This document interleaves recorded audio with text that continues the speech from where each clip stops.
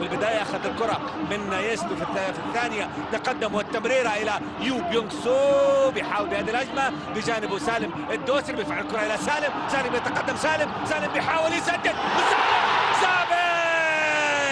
سابع في الدقيقة ال40.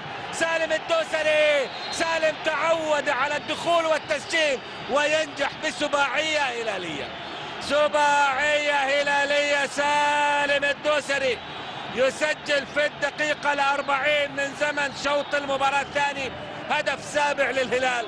مباراة فيها 8 أهداف، مباراة تسجل للتاريخ في الدور ربع النهائي من دوري أبطال آسيا.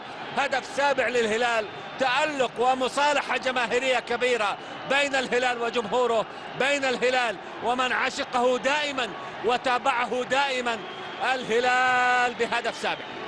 هذه عادة لكرة سالم والتسديدة بين قدمين محمد خلف، وهدف سابع لصالح الهلال. يو بيونغ سو يخرج، يوسف العربي إلى أرض الملعب.